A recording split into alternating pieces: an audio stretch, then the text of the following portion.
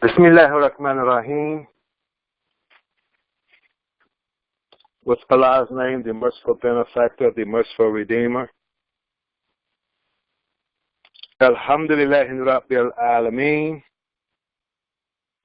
The praise, the thanks belongs to Allah, the guardian evolver, the cherisher, sustainer of all worlds, all systems of knowledge. Wassalatu wassalamu ala rasulihi. The prayers and the peace be upon his messenger, Muhammad, wa ala ahlihi, and upon his descendants, wa ala sahbihi, and upon his companions, wa ala al-muslimina wal-mu'minina ajma'een, upon all of the believers and Muslims. Amma ba'd, as what follows in this excellent salutation.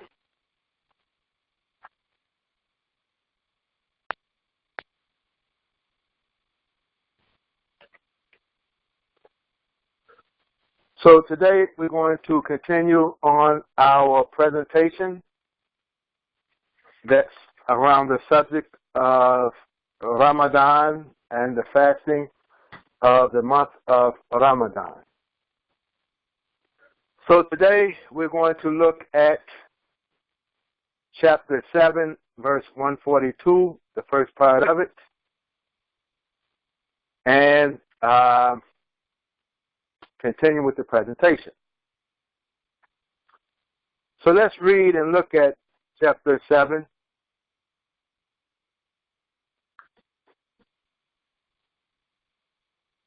Verse 142. Where atna Musa, and we appointed Moses Salasina Laylatan, 30 nights. Where and atmamnaha, and we completed it bi'ashrin, with 10. Fatamma, then miqatu rabbihi, the times of his Lord completed. Tamma, completed. The time of his Lord completed. The subject comes before the verb in the Arabic language. The times of his Lord completed arba'ina, 40. Laylatan, in terms of nights, 40 nights. Now, let's look at the tafsir of Jalalain. For where atna here, where atna, for we appointed, he says, the elephant, where duniha, the elephant, with aleph, and when he says with aleph, he means this aleph here, the aleph, where atna, with aleph, where duniha, and without it. Some of the readers, they read this with the aleph, where atna, which would be form 3, and some read it without the aleph, where atna, which would be form 1. That's the idea he's given here, something about the language. Musa Salatina Laylatan, Moses 30 nights. Nukallimuhu inda انتهائها بأن يصومها and يصومها. Said that we gave Moses 30 nights that we speak to him during its adherence. During this 30-night period, we speak to him. This is Allah. Allah speaks to Moses during this time. بأن يصومها, meaning during or while he's fasting it.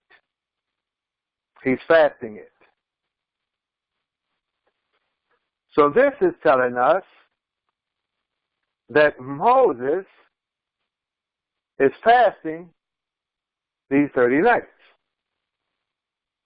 30 nights is associated with Moses fasting. Well, here and it, or these nights late here is in the month Dhul Qa'dah. Dhul Qa'dah. And Dhul Qa'dah is the month after Shawwal. I'm going to try to take my time to explain something here. But I'll say this now and I'll say this later. What I'm going to show today, you don't have to agree with it. You don't have to agree with it, and I'm not here to tell anyone what to do. So I'm pointing these things out so we can come back to them. So Dhul Qa'dah is after the month after Shawwal. Shawwal is the month after Ramadan. Ramadan, Shawwal, Dhul Qa'dah. Fasamaha. Thus he fasted it. All of the commentaries of the Qur'an does not say he fasted. No, he fasted. He did. He fasted the 30 days, 30 nights of Dhul Qa'dah. He fasted the 30 nights of Dhul Qa'dah. فَلَمَّا تَمَّتْ, and when it was completed, it ended, أَنْكَرَ خُلُوفَ فَمِهِ. He disliked or rejected khulufa. Khulufa is the aftertaste. The aftertaste in his mouth. Famihi. The aftertaste of his mouth, he didn't like it. He rejected it. He didn't like it. Fasaka. So he cleaned his mouth. فَأَمَرَهُ Allahu. Then Allah commanded him بِأَشْرَةٍ, with 10.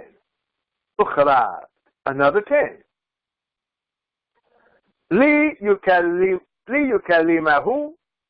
in order that he speaks to him. بِخُلُوفِ فَمِهِ, in spite of or with the distaste of his mouth, or the aftertaste of his mouth that he did not like. كما قال تعالى, as he says, the Most High, as he, the Most High, says.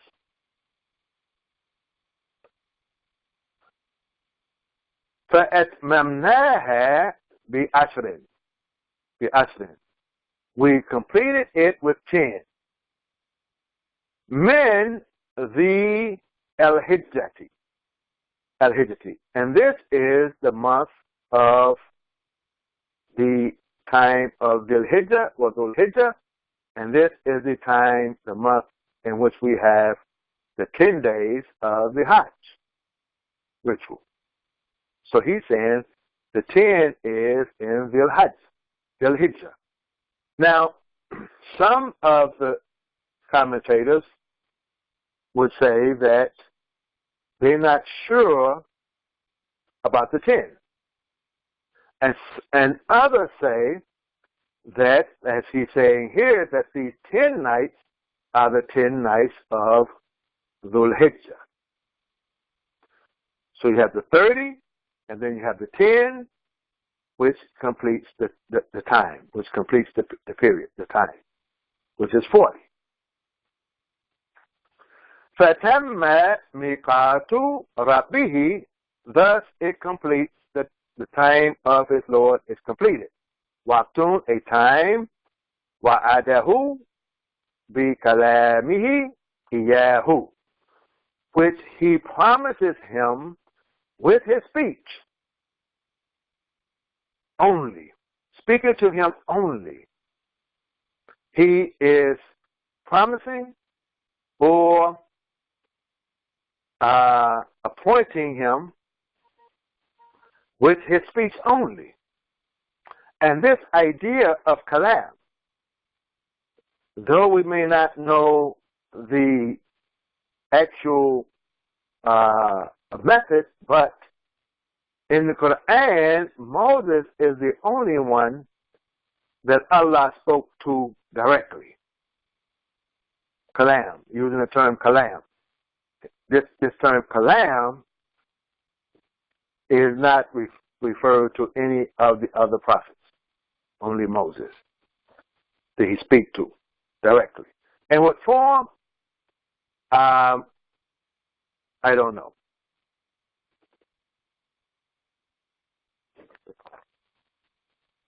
Perhaps not like we speak with a voice, but he spoke directly to Moses.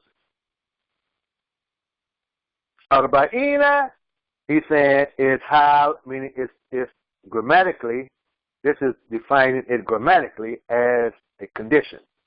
The condition of the tamma. Just the verb here, it goes back to the verb, meaning he completed 40.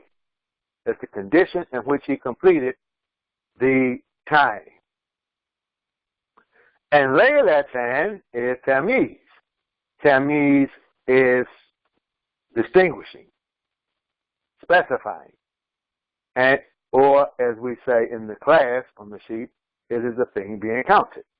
Arba'ina is 40, and laylatan is a thing that's being counted. Okay. Now, from this verse, and perhaps maybe you can recall when we talked about Ramadan, in the verse about Ramadan, I don't want to bring it all up, maybe at another time, because maybe I will put it all together in a writing. But we talked about Shahru Ramadan, and witnessing the month. But in the Qur'an, it's not speaking of ending the month.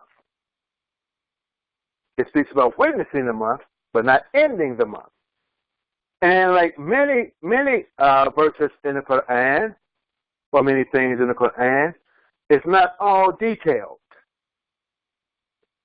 Then we go to the exemplary life of Muhammad the Prophet that has been preserved somewhat, and we may get things in detail. But looking at this is what I would refer to. In this tafsir here, it's more or less an historical reference, a historical explanation. That's what they're giving here. Because it's not, even though it's a tafsir, it's not the Qur'an itself. It's an explanation. And it's given an historical explanation of Moses, whether it's from form of scripture or not. But here, this is what we would call historical. But if we just see the verse, and without deviating from the verse, or introducing something new in the verse, we see that Allah here is mentioning 30 nights.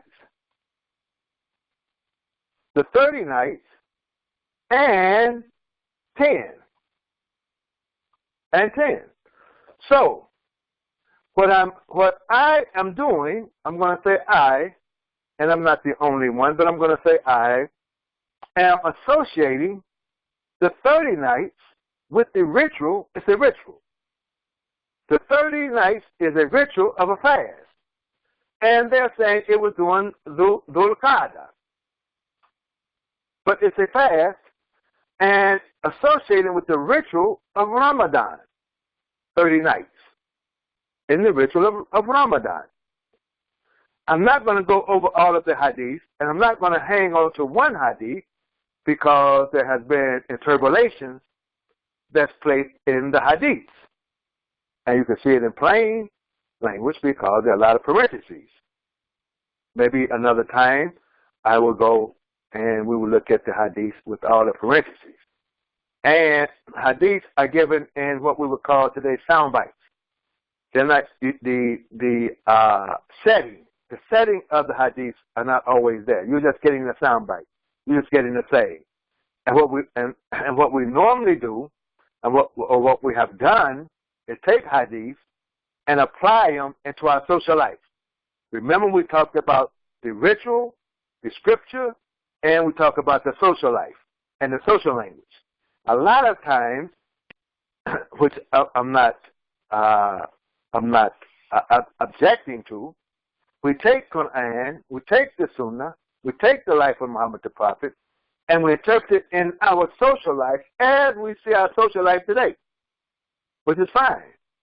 So a lot of this happens, and then sometimes our social life begins to override the original Quranic verses or the original hadith until our social life becomes the truth. And if something doesn't agree with our social life, we have the tendency to want to cast out the ritual or the scripture, as I have explained before. So what I'm saying here is that, and I'm saying this in a way that I don't want to implicate anyone and cause anyone a problem. What I'm doing is solving a problem, more so than causing a problem, because every year we have confusion with the idea of this month, Ramadan. And I am saying that one of the reasons of the confusion is that we're not seeing Ramadan as a ritual month. We're trying to fit the idea of Ramadan as a calendar month. And there's a difference. There's a difference. But seeing Ramadan as a ritual month, as it is mentioned in Scripture, that would help solve part of the problem.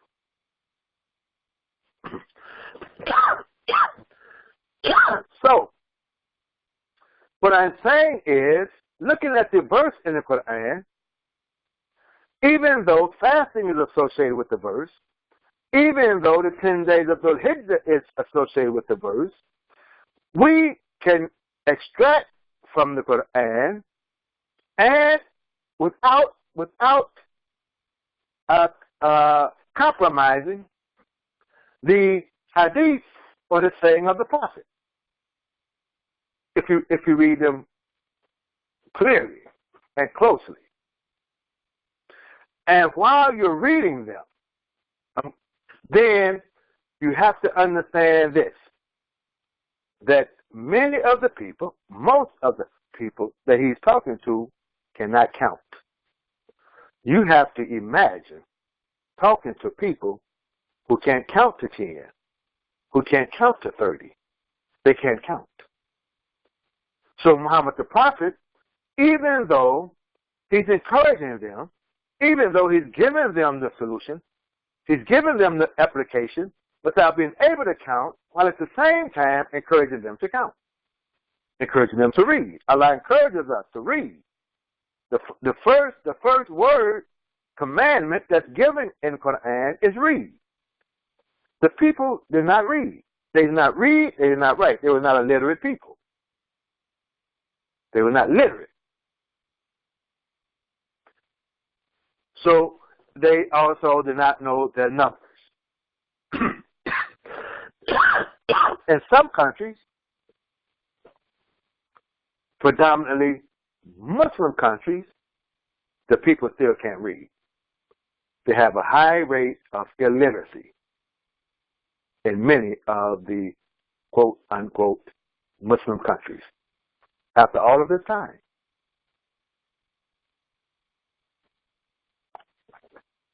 Now, so here I'm saying we would sight the crescent and count 30 nights, and the next day is the Eid. And I know, many people don't agree with that because it's not written literally somewhere in black and white. So you can't accept it. But I'm not speaking as one who reads scripture in black and white, literally. I'm speaking as one who is a student of the great reformer and myself a reformed thinker.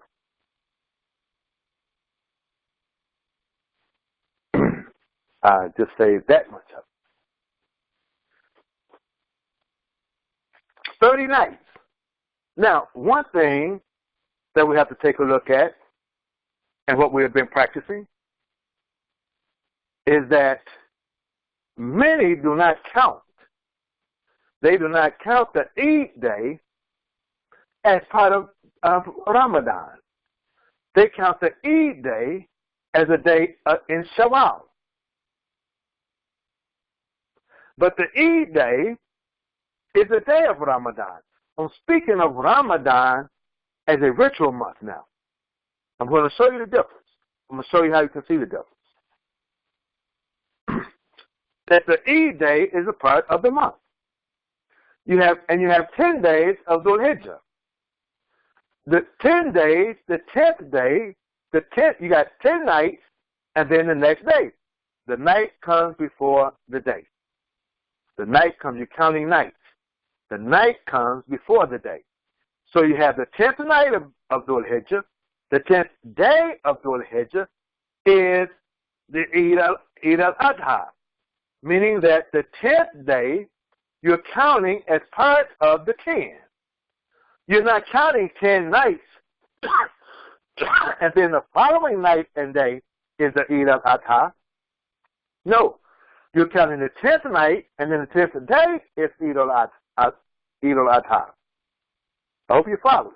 So, in Ramadan, you count the 30 nights. The 30th day is the last day of Ramadan. Just like the 10th day is counted in the 10, the 30th day is counted in the 30. The 10th day of Dhul Hijjah for Eid al-Adha is counted as part of the 10. Then you would count the 30th day as part of Ramadan. So you're actually fasting 29 days. You fast 29 days, and that evening, whether the crescent is seen or not, is not the end of Ramadan. The 29 days is not the end of Ramadan. You have another night and another day. 30 nights and the 30th day. And study the Hadith. If you study the Hadith, you will see it.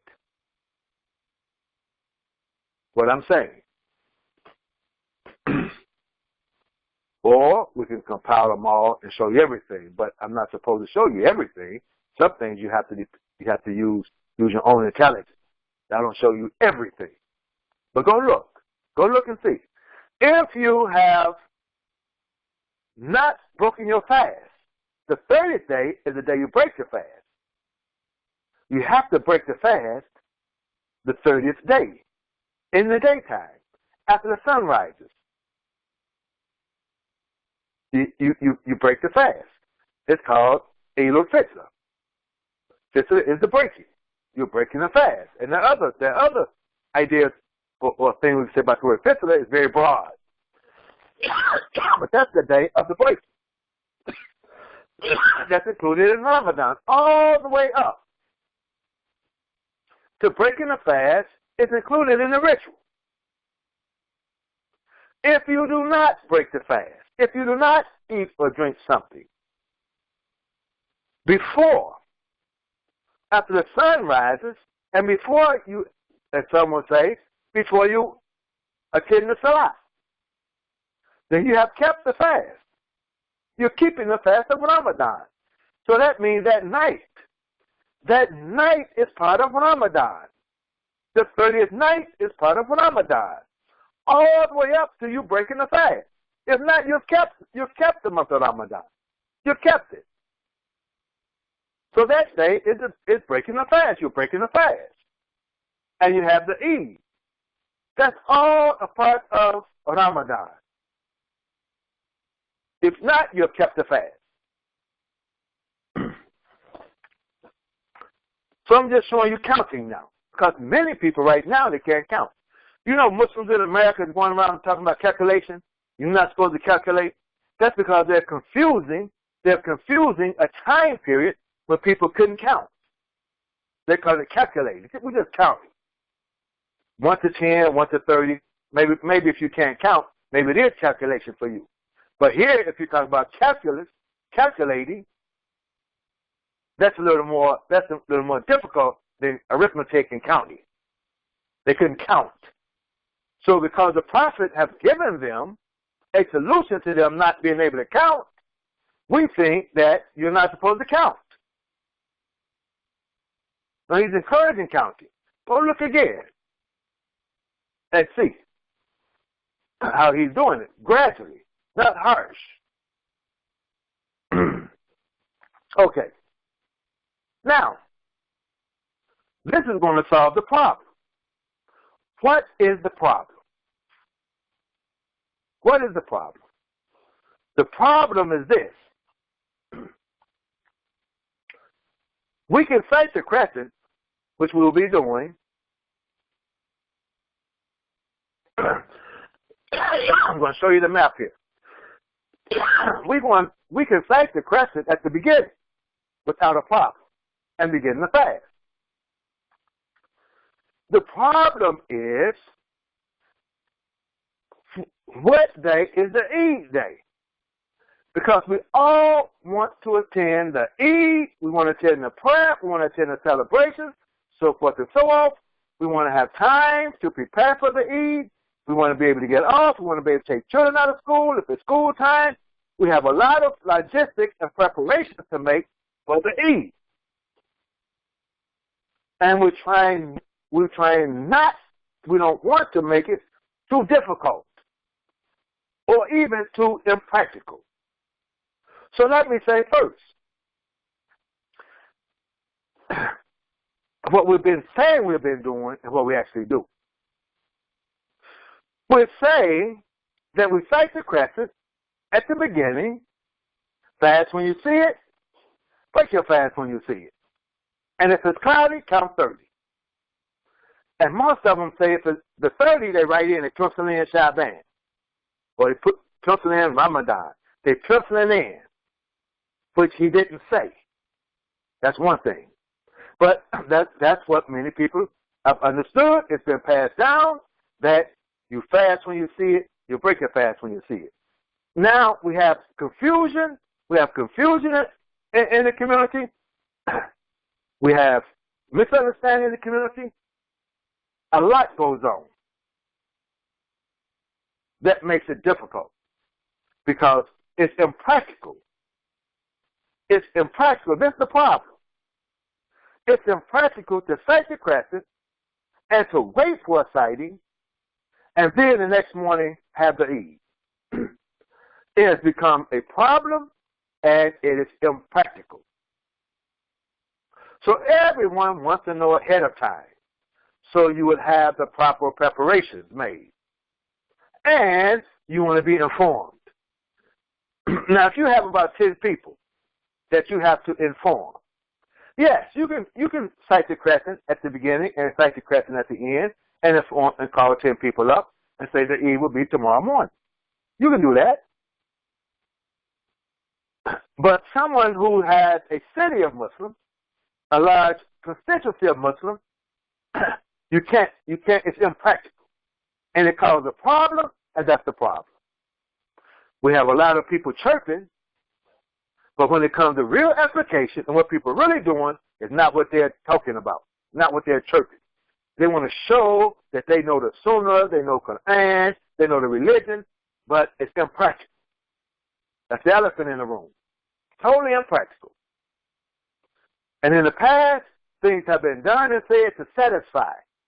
To satisfy because they didn't go back and read the Qur'an again, look at the life again, and re-examine it, and look at the social life, and apply it.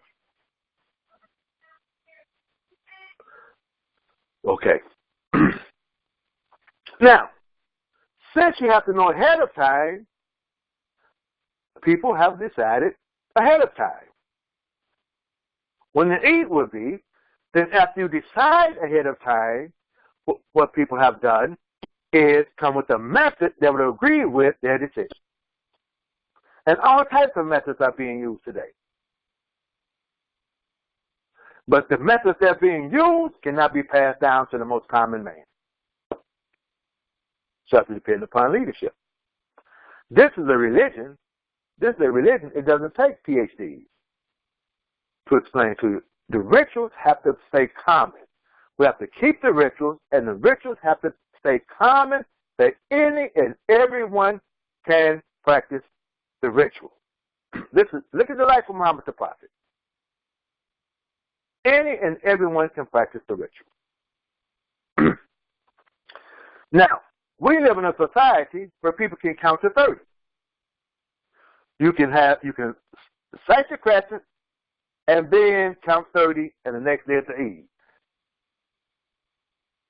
And we can decide right now. I can show you right now. When Ramadan starts, when the Eid, night of power, right now. But it's taboo to talk like that right now because you're calculating. Now, let me say this. Let me go on. Since science has come to us, we can use science to aid us. To aid us in the ritual without modifying, without compromising the ritual. The one thing the ritual has led us to science. But as we grow in science and develop in science, we don't use science to do away with the rituals. We have to keep the ritual intact. I'm speaking from a religious position, not from a social position. Why? Because we have shown that rituals hold a large body of knowledge. Very, very vast amount of knowledge is held in a small ritual. Allah puts a lot of knowledge, a vast amount of knowledge in small things and small created things. We could say Allah says He has put vast knowledge in everything He has created. So we went over that. Okay. So if you change the ritual or do away with the ritual, then there's a possibility over a period of time you will forget and lose the curiosity to know or to grow and develop in that large body of knowledge that was being held by the ritual. Many people forget. Many people perform rituals with no knowledge, with no body of knowledge contained in the ritual. They just do the ritual because that's the thing to do. Okay, let's get back to the point. So now, I'm going to show you. And I'll show you 3 different methods. So I'm not just promoting one method. I'll show you 3 different methods, and then you'll begin to see the confusion. Now, here's science is going to help us. This is put together by an astronomer. And this is the map here. Many of you have seen this map. Here, Tuesday, May the 15th. We're looking at Tuesday, May the 15th. On Tuesday, the May the 15th, you see here in this red here, it says is visible with optical aid only. Maybe. Perhaps you probably will not be able to, but maybe with optical aid, you might be able, a very slim chance of you seeing the crescent here in Africa. It shows this red here, it's throughout Africa. Maybe they will see a crescent. And maybe not. Probably not. The common person will not see the crescent.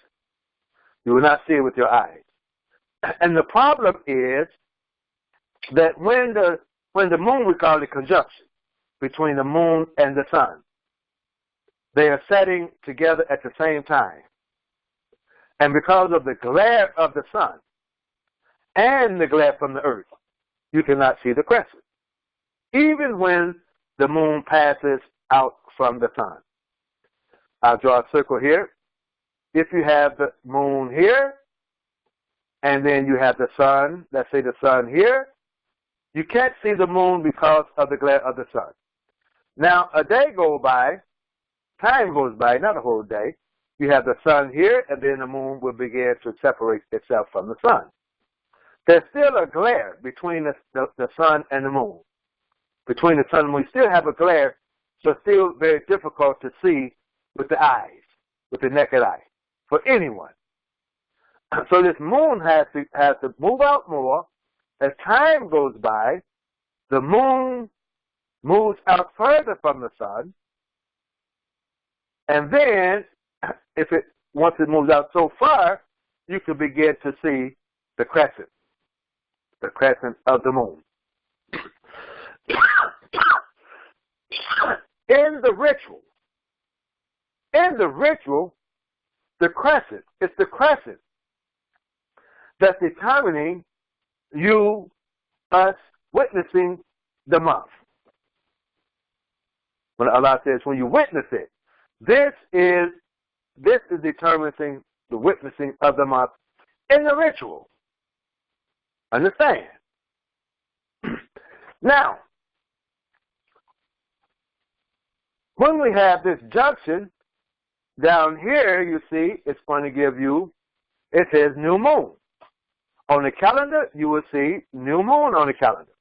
Same astronomers who makes the calendars and put this information on the calendar, the new moon is Tuesday, May the 15th. That's when you have the new moon at 11:47 Universal Time. That may be about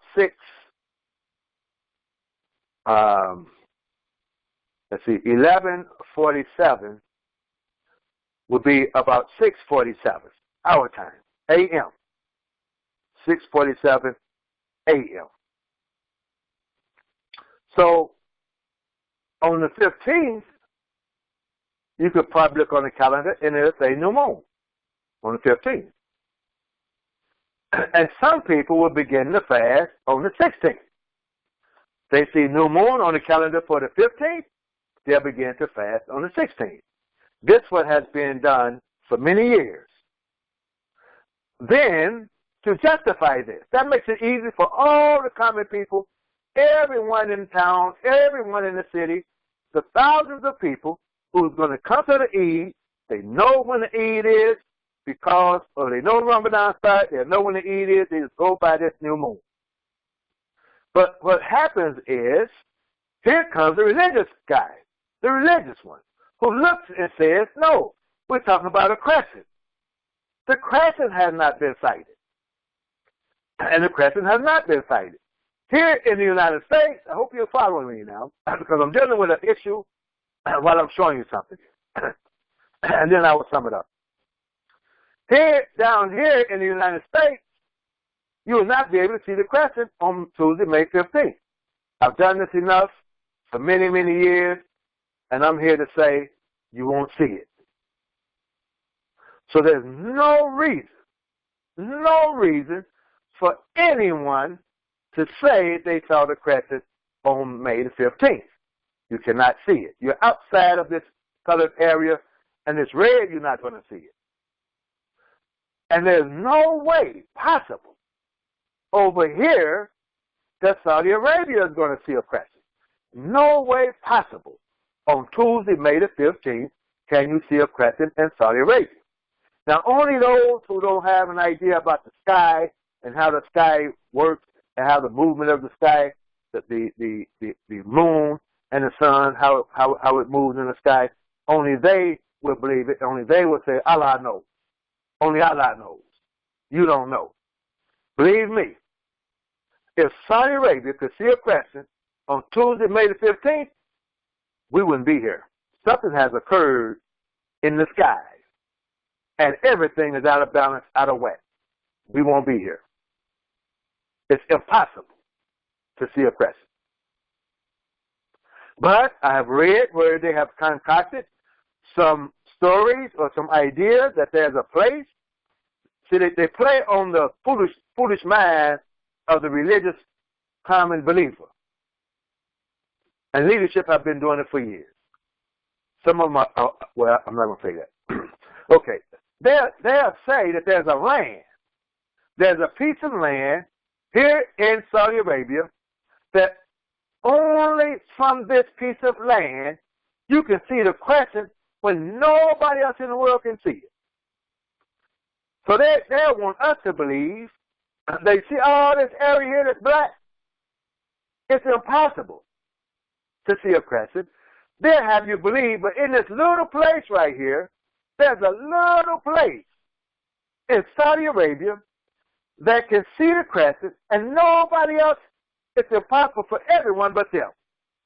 Because you have some holy connection with not only the Kaaba, but the people of Saudi Arabia. This is what they've been doing for years. So they'll pick the phone up and say, I called Saudi Arabia, and Ramadan starts, fasting starts on the 16th. Now just keep your ears and eyes open. And that's what was being done before this science here that I'm showing you now, before we had the computer that I'm showing you now, before there's a Facebook that I can talk to so many people, before there's a computer, this is what people were doing. And then you have another group waiting to see the crescent, which would put people different days and cause confusion. And then you start having the conversations which you're going to see, calculations, sightings, so forth and so on, and they're going to give you a time and a place. They're going to give you a time and a place when it's impossible to see a crescent. This goes on every year. But it's getting better because of science. Now, so that's the 15th. So some people have been using the new moon for information. And they still do it. They still use it. I know here in Detroit area, there's a large body of people. They still use the calendar because it's not communication. They don't have communication to notify people that Ramadan has started or the Eid is the next day, which Eid is very important.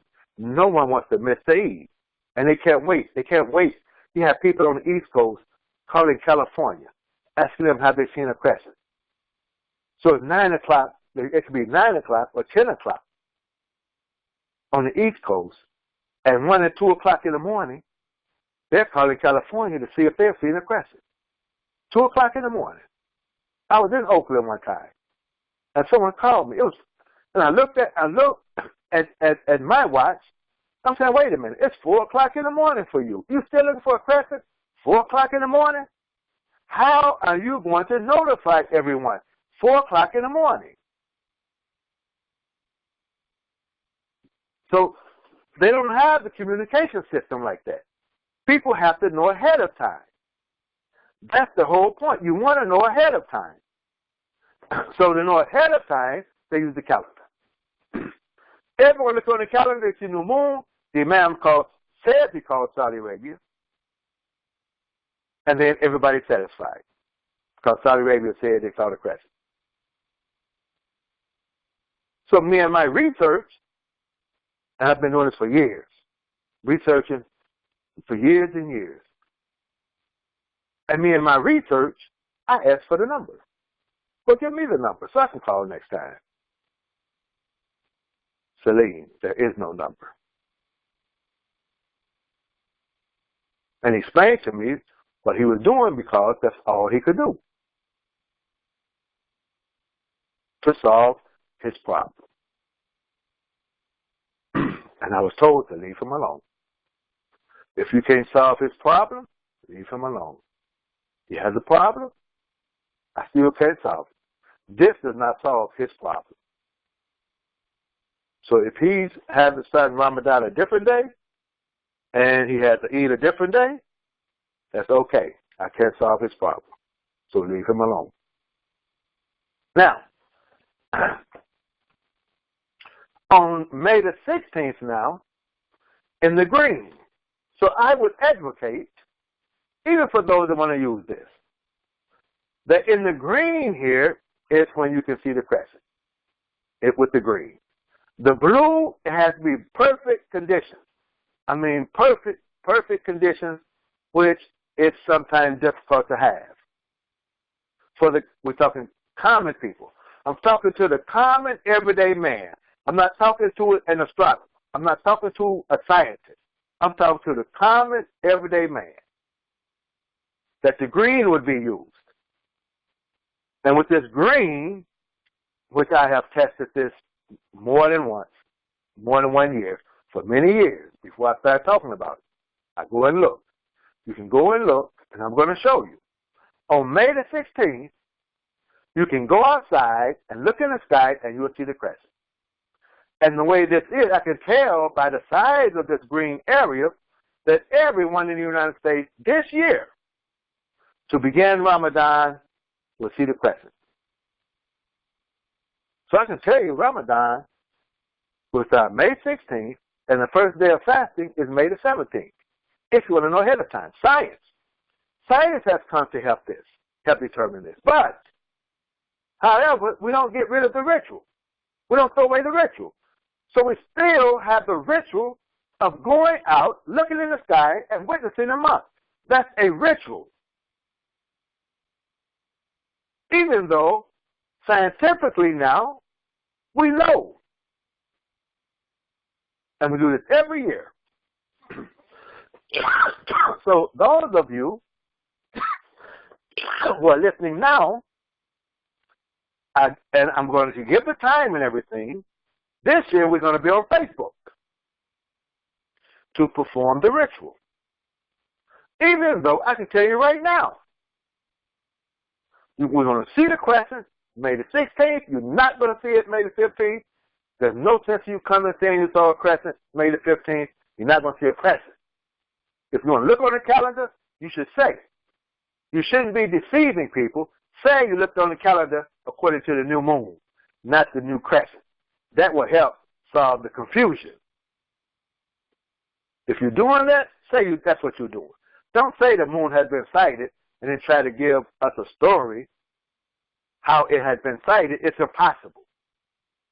But if that's your problem, that's your situation, I'm not here to tell you what to do. I'm not here to tell anyone what to do. I'm not here suggesting that anyone follow me.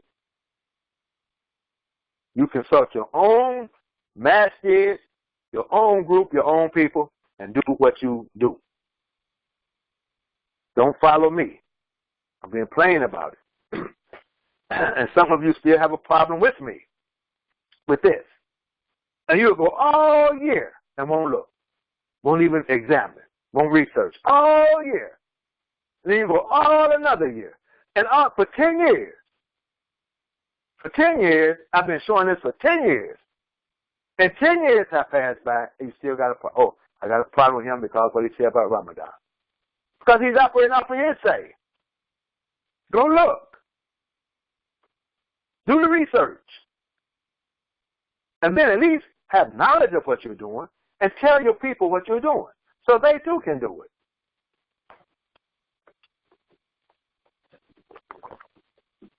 Okay.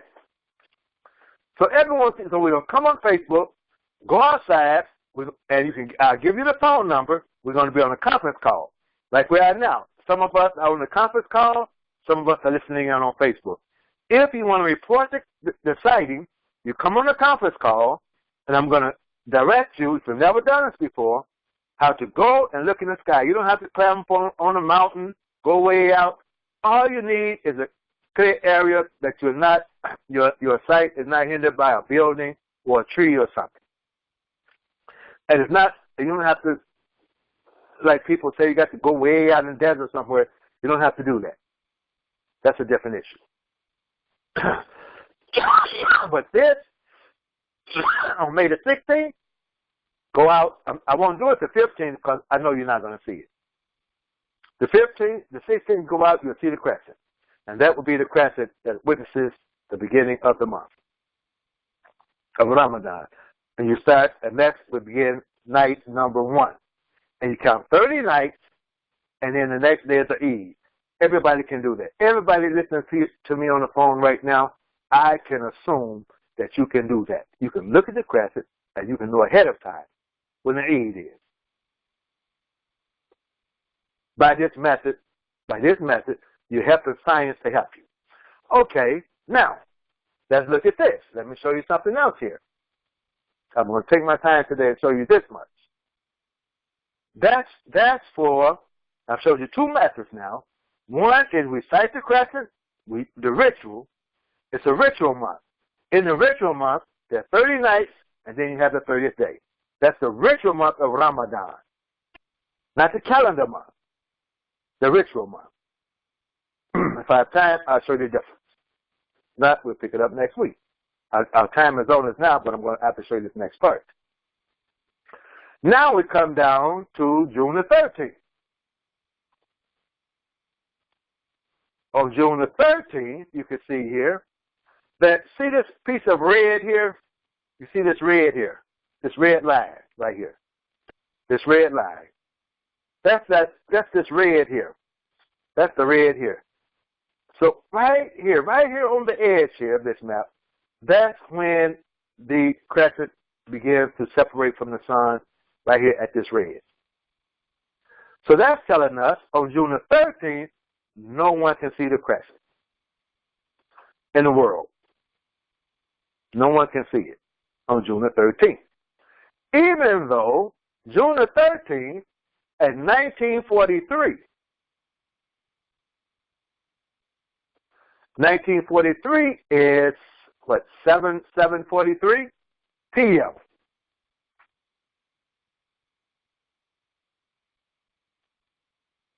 The new moon will be born.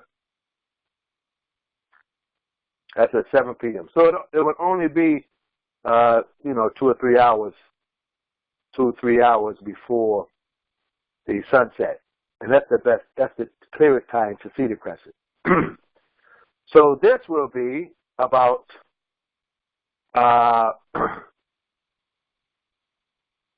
this will be about 2 o'clock, about 2:43 p.m. our time. You have new moon. So your calendar will show new moon on Wednesday. It will show new moon on Wednesday. And the people who follow the calendar, they will have the Eid on the 14th, maybe, if they follow the calendar. Now, here it shows us plainly, because they will be a day ahead of time. It shows us plainly here, the green here now. Here's the United States here, so here's the green. The green, everyone in the United States should be able to see it, maybe in these northern states up here, where this blue is, you're right on the edge. Even Michigan. Michigan is right on the edge, that maybe up here in New England, maybe you will see it, maybe you will not see it. But for those who say they are going to sight the crescent on both ends and have the Eid. If you say that, we're going to fast when we see it and break our fast when we see it, there's some people that will see it, some people will not see it. Up here in the New England states, there's some people that won't see it. It has to be perfect sky to see it. But if you're counting, it doesn't matter. But I'm saying if you're counting 30 nights, the next day of the Eid, it's a ritual month, and it doesn't matter. I don't even cite the crescent for the ritual at the end. I count the 30 nights, the next day I have to eat. But you can't wait.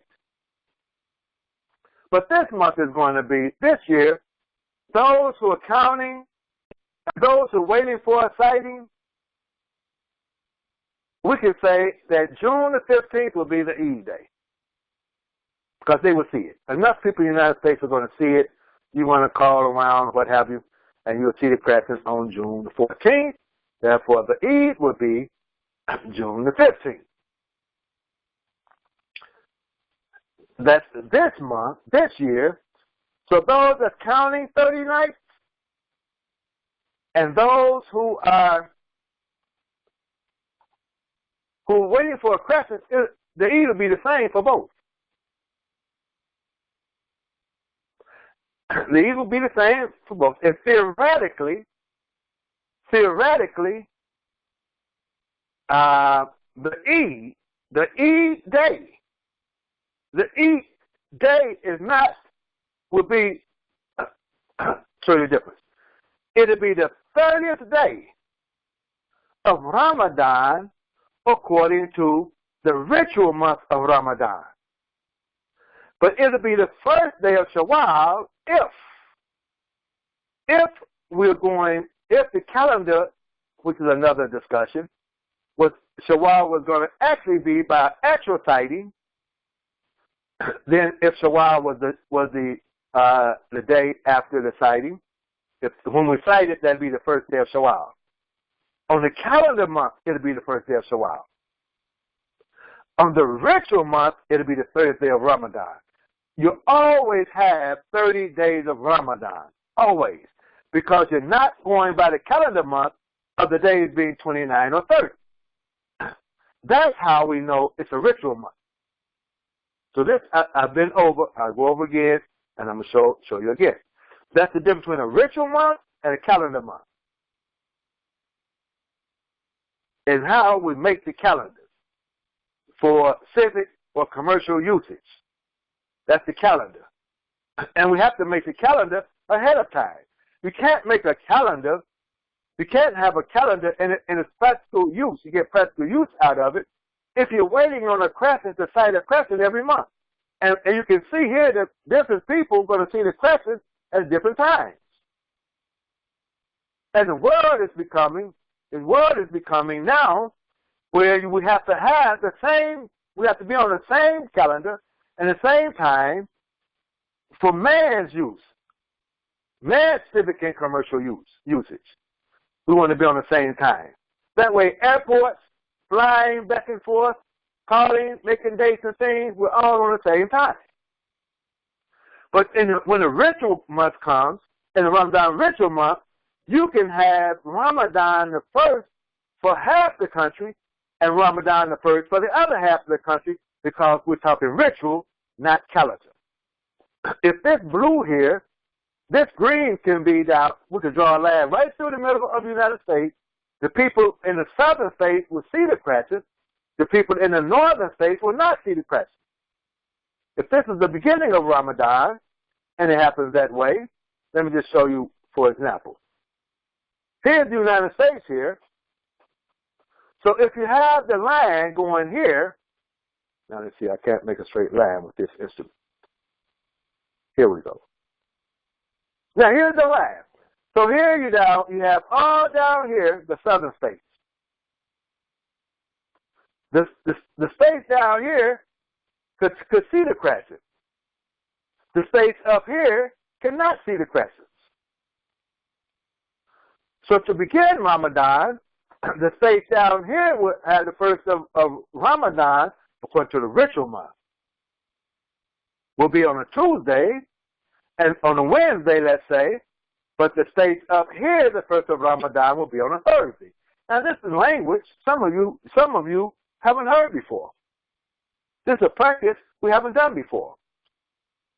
But I like the name that has been given to me by my African brothers, Progressive Chief, because it defines me, and I use it so that it will help people understand me, that I'm looking down the road. I'm not looking 2 weeks. I'm looking down the road now. I'm teaching you today to put something in place gradually down the road. That's how they taught me. And talking to me. You're always looking down the road. Yes. Some of you don't get a headache over what I'm showing you now. Because I'm going to keep showing, and then as you begin to grasp it, and you begin to understand it, the common man, then gradually you implement it. Until then, you may have confusion or go along with whatever you do. I can't tell you what to do because some of you have the E with different groups. So you can't follow me. You can't follow me. I'm here to educate. Molly educates. Molly is not a group that you join a group and you follow Molly. If you ever hear somebody say, I follow Molly, then they have to use the wrong language. You come to Molly to be educated, then you can apply it for yourself. So you don't follow me. I don't have a following. I don't have a constituency. One of the brothers talked like that at the Molly conference. And I have to clear it up. I don't have a group. I don't have people. Your people get with my people. I don't have no people. I don't have no people that follow me. You come to Molly to be educated. You become educated to read Qur'an for yourself, to look for yourself and implement. But I'm not the Imam over anybody that they would follow me. I have to make myself clear. But so I'm looking down the road, and I'm going to show some more. There's a presentation that I will make and show you this. More and more I'm going to show. More and more. It's too much. It's a lot of knowledge now. Over the years, looking at the Qur'an, explaining the Qur'an, to go along with what I'm showing you, more and more comes to me every year. I know Allah is with me. More and more comes every year. And it's too much now to show you in one setting. That's why I started early, but it's too much. But anyways, to keep the beauty of the religion, the northern states will wait. And you can use science to help you. Wait till you see the crescent. Go out and sight the crescent yourself. It's not right. It's not right for a man in Florida to rob a man in Michigan from practicing the ritual. Never having a taste of the ritual in his own mouth. Never tasting it because the man in Florida is telling him what to do. No, that's not right. A man in Africa should not always tell a man in the United States what to do when it comes to a ritual. The same way with the prayer. You wait until the sun, the prayer is by the movement of the sun. You wait till the sun is in your area before you start the prayer. You don't have to pray because the man in New York praying. The man in New York don't tell you when to pray. You wait till the sun is in your area. But because we are United States people, the United States is or was and is an advanced industrial society. Industrial technological society, we can say. And because of that, it has had, industrialization has had an oppression upon our souls. It has influenced us. And many of us think with an industrial mind. We think like machines. And we want to bring that into the religion and make the religion like a machine. Let me give you an example. If I leave Michigan, I can go to McDonald's. Just listen. I can hear you cringing about McDonald's. Just listen to the logic. Go to McDonald's. I can get a fish fillet, light on the tartar sauce. So I get fish, cheese, tartar sauce, and bread. You can throw lettuce and tomato on there if you want. So, but I get there every day, fish sandwich. I eat it. I can start driving and go to Ohio, go to McDonald's, and eat a fish sandwich. I can continue driving on down through West Virginia, to North Carolina, to the Mighty Conference. And all the way I'm stopping at McDonald's. All the way to Charlotte. And every McDonald's sandwich tastes exactly the same way. It tastes the same way it tastes last year when I did it. The year before mine, it tastes no matter what, the sandwich tastes the same way. Same salt content. Everything the same. No different. Never do I bite into a sandwich and say, oh, this sandwich doesn't taste good. It tastes the same way as the other sandwich. That's due to industrialization. And that's not natural. It's not natural to cook food. And it tastes the same way all the time. That's how some of us want the religion and call it unity. McDonald's is in unity. All of the sandwiches taste the exact same way all the time. They're in unity, and that's not natural. They have stolen, taken away, extracted the beauty out of eating food and having an experience when you eat food. Food is not just to be eaten to fill your belly. Food is to be tasted, to enjoy, to have an experience. And you keep eating the same sandwich all the time. Same French fry. French fry don't change. Same French fry. Not undercooked, not overcooked. Not too much salt, not too less salt. Everything is the same. That's how we want the religion. Some of us are trying very hard to make the religion like that, like a machine. No. The religion is to be like that beautiful flower that starts here, and I will give a, inshallah, presentation on it to show you. It starts here, and it gradually begins to open. And as the sun moves west, as the earth spins, what have you, that beautiful flower begins to open. And everyone begins to experience that flower that's opening. And the people in the south, they begin to experience that beautiful flower opening. The next day, the people here, they begin to experience it open. The petals don't all open all at the same time. It takes away the beauty of the flower. I hope you follow me. So we're not to industrialize religion. No, that's why, yes, you can industrialize Ramadan in terms of a calendar month to use for commercial industrial usage to help man. But also you keep the ritual. And the way we know it's a ritual, how do we know it's a ritual? Because the 30th day of Ramadan on the ritual month does not coincide with the Shawwal. So you look at it and say something is different. Something is not the same here. That's how you always know it's a ritual. Because it does not agree with what we would call the normal or the everyday social life. That's how we know it's a ritual. A man takes a stick, he strikes the water, and he tells the water split, the sea splits, he walks across the sea. Impossible.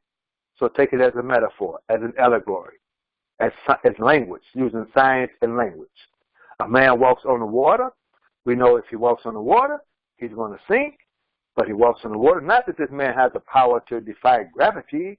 It's just that it's a language, it's symbolic language that's in the scripture that is to be interpreted. That's how you know that it's not what we would see in the real world, so to speak. It defies it. It defies all the laws of nature. That's how we know it's a metaphor.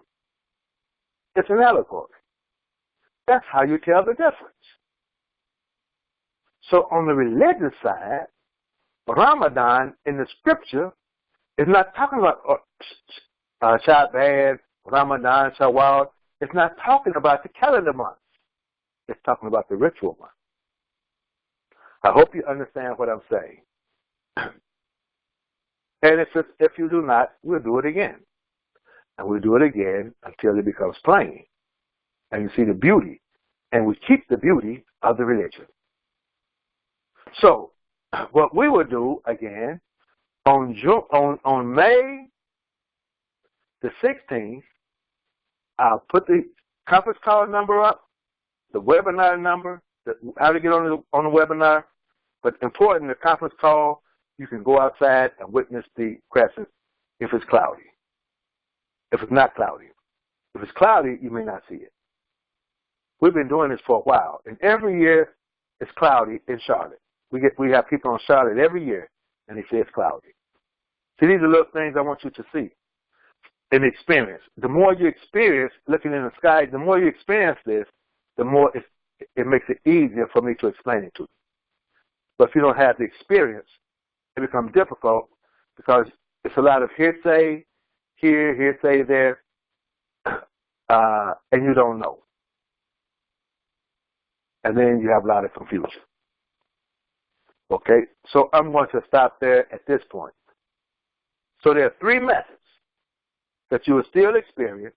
You're not going to experience this much, counting 30 nights. You're not going to experience it that much. Just people who've been listening to me, and I've been explaining it. But you will, those who are waiting for a moon sighting. And this in religion. We're talking religion now. They already know. The Eid is going to be June 15th. The Eid is going to be June the 15th. June the 14th, the crescent will be sighted. The Eid is going to be June the 15th. And it's also coincide with 30 nights. So June the 15th, whether you count 30 nights or wait on the crescent, the Eid is going to be June 15th. So tell everybody the Eid is June 15th. If you want to go see a crescent to verify, go ahead. But the Eid is June the 15th. Now you know ahead of time. Hey, it's not going, a shift is not going to occur in the universe. Same universe we've been observing for years, centuries. And this map here I've been observing, so I can tell you that. So that right there should cut down on confusion. Just a little story. Right here in Detroit, there are two masjids. African American masjid, both of them. African American populated. One is the big masjid. And the big masjid can hold the Eid. And all the African Americans practically go to this masjid on the Eid day. And it's very important because you go and you see a lot of people you haven't seen all year. Everybody wants to go. I'm talking to common people now. They don't get into all of this. Common man, he doesn't want to see all this science stuff. He just want to know when does Ramadan start, when is the Eid. He's satisfied that 90%, most of them, don't know and they don't want to know. But just a few, the leadership should have the curiosity to want to know. Many of them don't know. They'll follow somebody else. Always following somebody else. Always somebody, I heard the moon was sighted. I heard this. Always following somebody else. As though you never see it yourself. Something is wrong with that. Dependent. Overly dependency. Always dependent on somebody else. We need to get out of that. I'm talking to my African American Muslim brother now. Get out of dependent upon somebody else doing everything for you. I mean everything. And then do so much for you, you still depend on them. We need to get out of that. Okay. So, it's Friday. Now, the Eid, let's say, is going to be either Tuesday or Wednesday. You can't have either or. It's Friday. Friday is the last day the Imam is going to see the majority of the people that he has to address and to tell them if the Eid is going to be Tuesday or Wednesday. Because he's not going to see them again. He don't have communication. He don't have all of it in place to tell them the last minute. So he calls over to the Imam at the big masjid who hosts the Eid. And then the Imam tells him, brother, we have to wait until the moon is sighted. So that means he can't tell his people. And the Imam who told him that, he told his group the Eid is Wednesday. Confusion.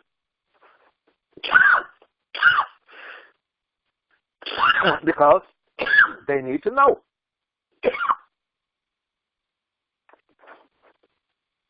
Confusion. He already knew what he was going to do. But didn't tell the other Imam, so the African Americans from the other place would join them. So they ended up having the Eid on a different day. All right here in the same city. Same people, same group. Because they didn't know.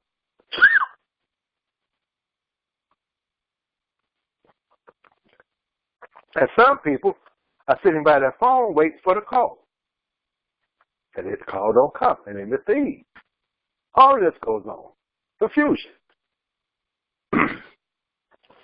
So, to get rid of that confusion, the Eid is Friday, June 15th. That's the Eid day. Anything different? Maybe they're just looking at a calendar for new moon. Or going by Saudi Arabia or some other hearsay. That puts the whole community at ease. Allah does not want this to be difficult. He wants it to be easy. What I'm doing, I'm just sharing with you from the Qur'an,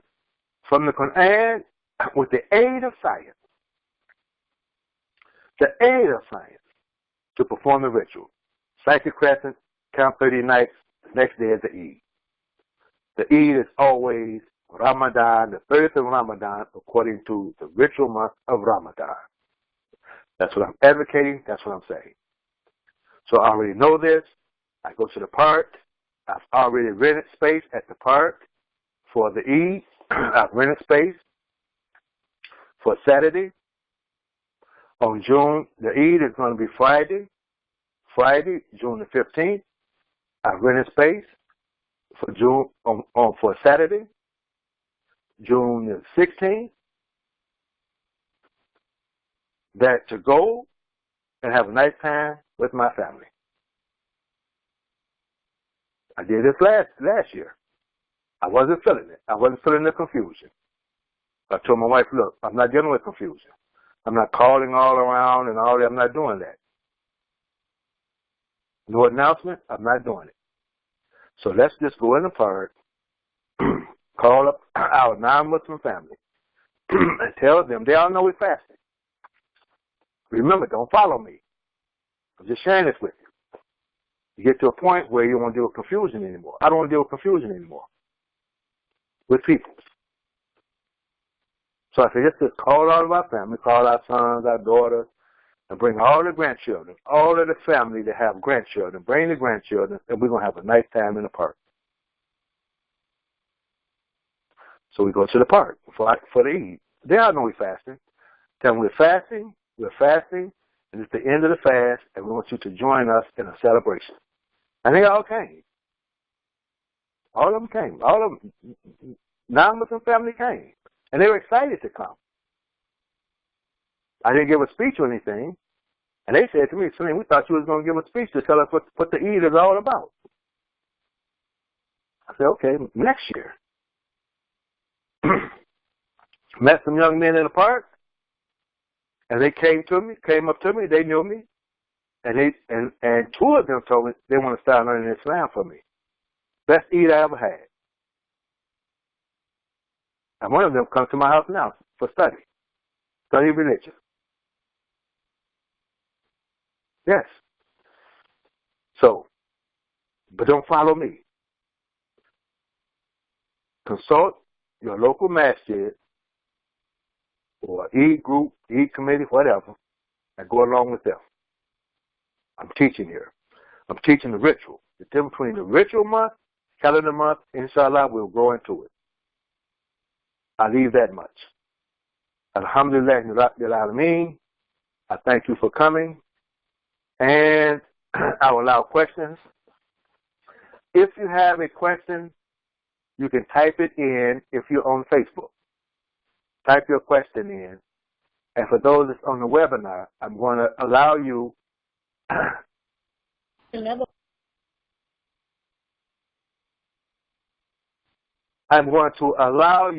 to be able to press *6 on your phone to ask a question.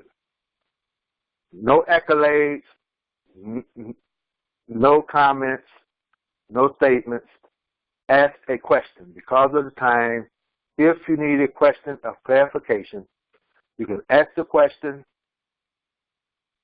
either by writing it in on Facebook, and I hope I see it.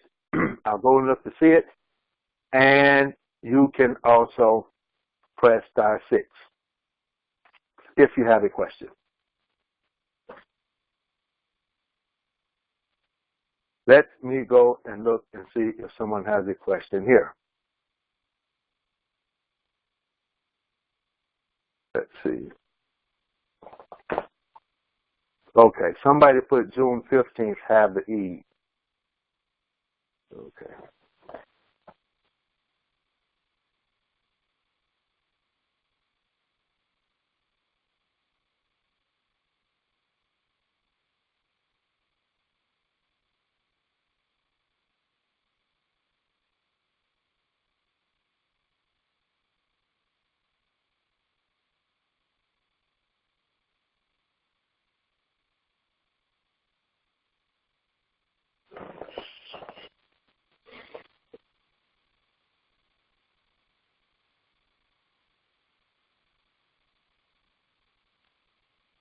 Okay, I don't see any questions. I don't see them.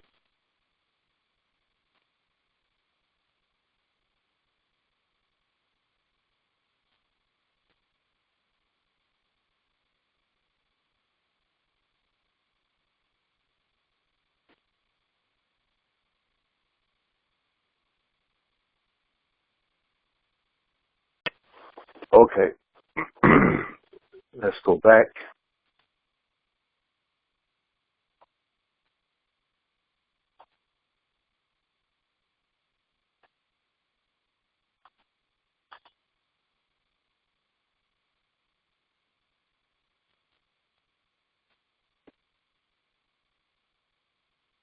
And I don't see any questions, so Alhamdulillah Rabbil Alameen.